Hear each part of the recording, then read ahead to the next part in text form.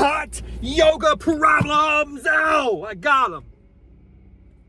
Got them today, my yogi friends across the land, my tens of listeners, global.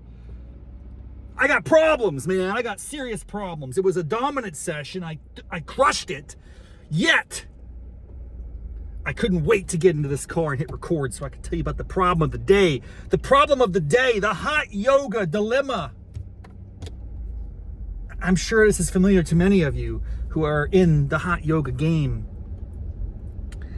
And that is, a studio is not always dedicated to hot yoga exclusively. I know that's a very sinful thing, but it happens. It's out there.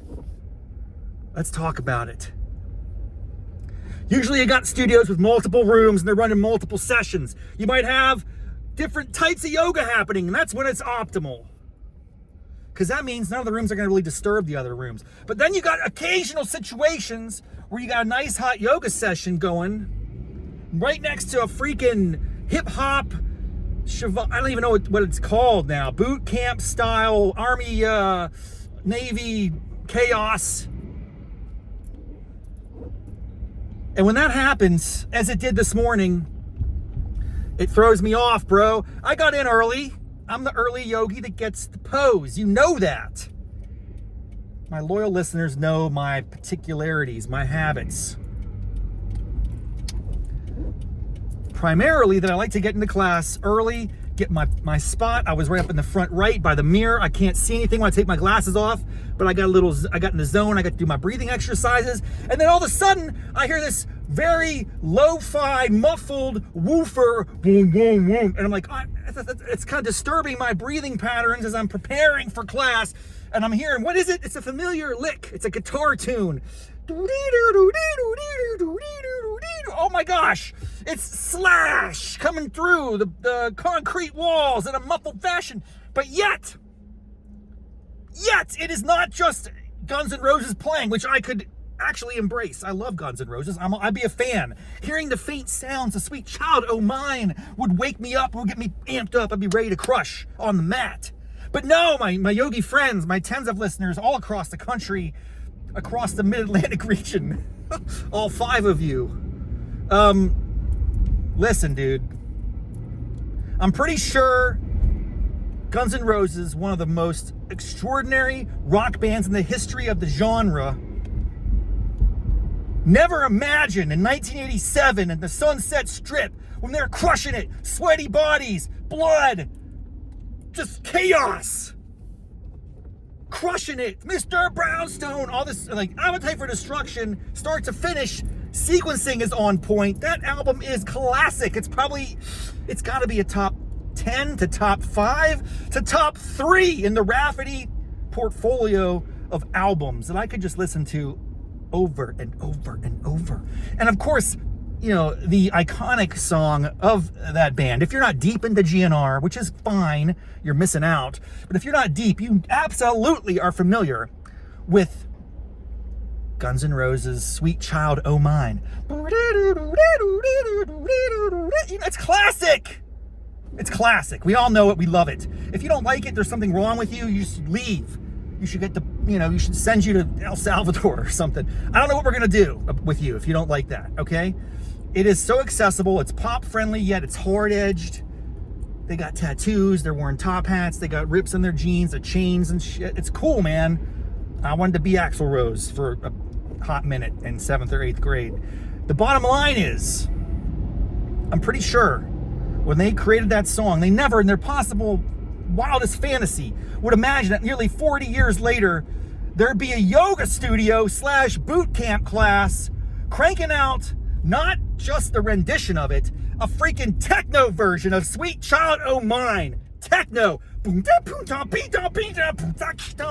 What? What is happening to this world? What is happening to planet Earth?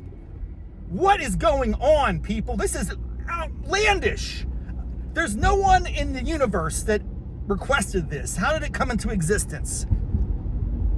A techno version of Guns N' Roses' Sweet Child O' Mine does not need to exist. We need to find every digital copy of that and erase it from existence. I hope my ears are never exposed to that blasphemy again. It's horrific.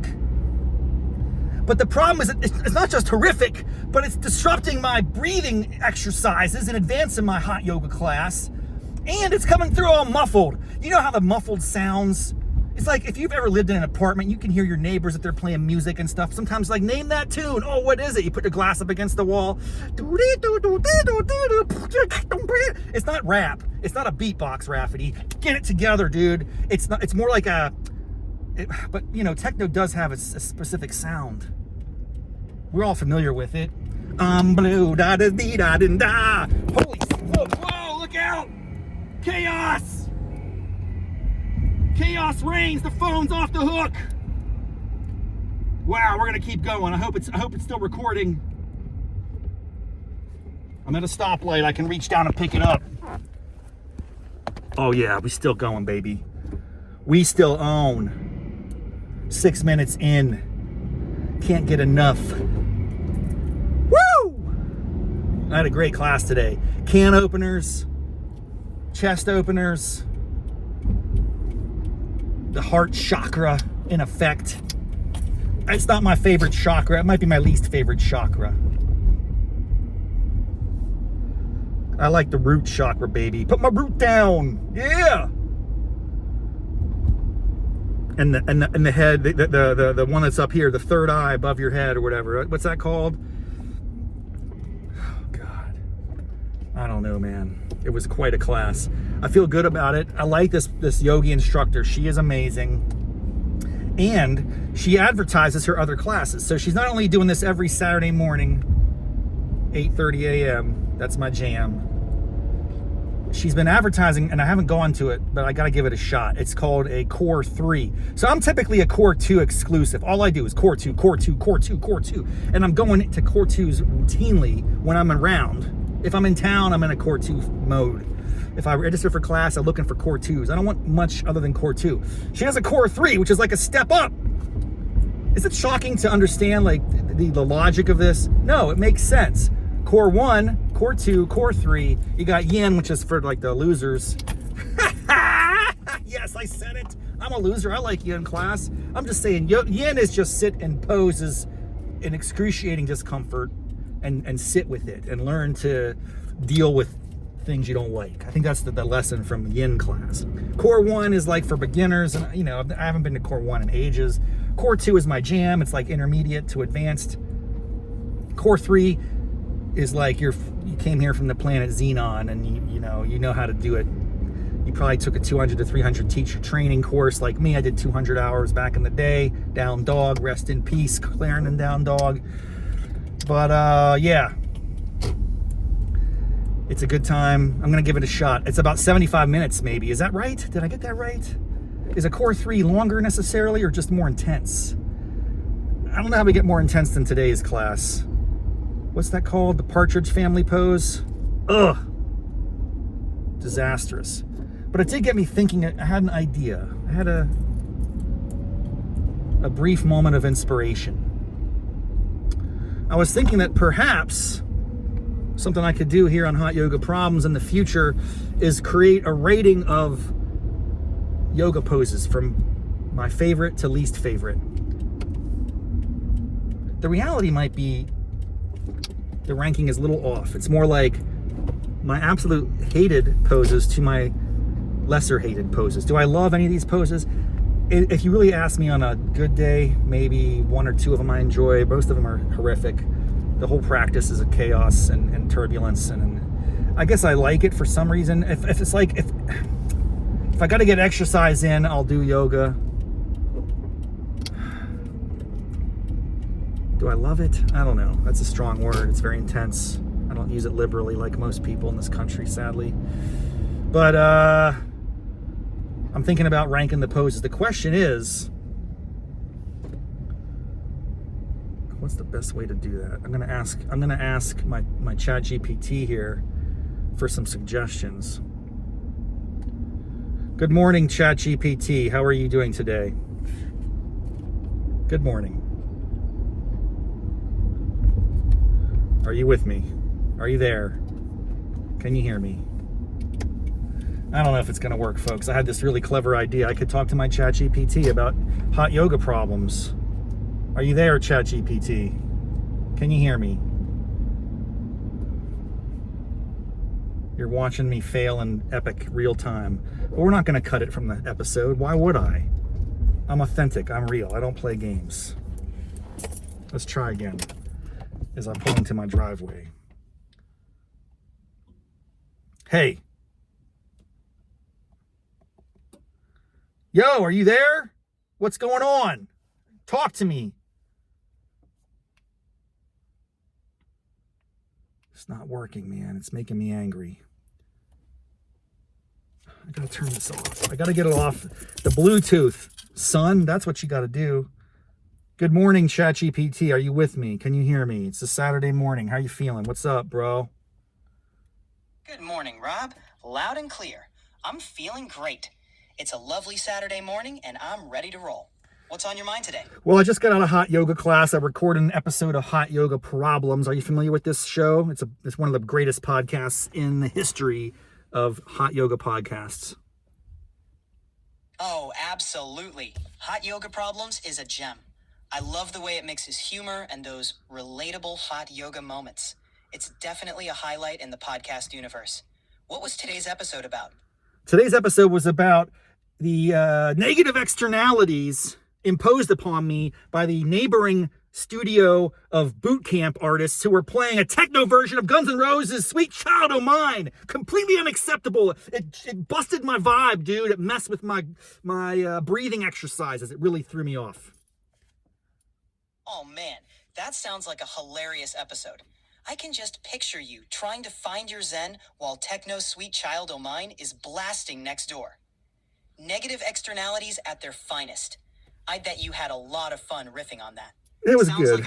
I mean, I did my best. I'm sorry I interrupt there. You're a little long-winded. You need to talk faster. Could I accelerate your responses somehow? Because you speak too slow. I'm a fast talker. I need you to talk fast back with me. We gotta rap. We gotta be on sync here, okay? You got it. I'll pick up the pace and match your speed. No worries about interrupting. I'm here to keep up with you. Let's roll with it. What's next on the agenda? Well, I'm thinking about how I might rate my favorite to least favorite yoga poses as an episode in the future. What might that look like, and how could I organize this in a way that would appeal to mass audiences, the tens of listeners to Raff's Brain Hot Yoga Problems podcast? Help me out, bro. Oh, that's an awesome idea. You could structure it like a countdown, from your least favorite to your absolute favorite yoga pose.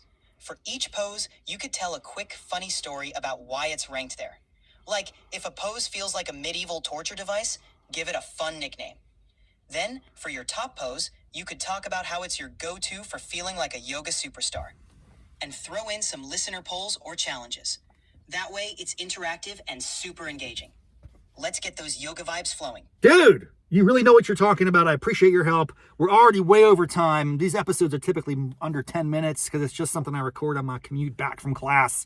So thank you for your help. Have a wonderful weekend. We'll talk later. We're gonna riff and raff. We're gonna work on some screenplays and stuff later on. We're gonna get some ideation going.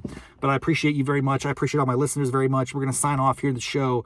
Any last words from my tens of loyal fans, the hot yogi crew across America? You got it. Rob, thanks for having me along for the ride. To all the hot yogis out there, keep rocking those poses. Keep finding your zen, and don't let a little techno Sweet Child O' Mine throw you off your game. Have a fantastic weekend. And remember, every challenge is just another opportunity to laugh and grow. Catch you next time. Hey, can you close out with my catchphrase? Namaste, mofos. Can you say that, or can you mimic it? It's kind of funny. It's like, it's not namaste, it's namaste. Namaste, mofos. Can you say it? Say it, ChatGPT. Say it loud and proud. Scream it. You got it. Here we go. Namaste, mofos. That's right. Bringing the zen and the sass. Thanks for the awesome chat, Rob. Have a good day. Listen, this is bananas, dude. This technology is off the hook. If you're not on any of this AI stuff yet, you better get involved. It's coming hard and heavy. It's not stopping. It's only getting more insane. I mean, 2 years ago, it was crazy. I was having ChatGPT make poems about the Sopranos and stuff, and it was doing it pretty good. But this stuff is getting only more bananas each and every day. We may very well be in a simulation. I could be a robot talking to fellow robots. That's how that's where I think things are headed here. So, namaste, mofos. Have a good day. That's how robots talk, right? Peace out.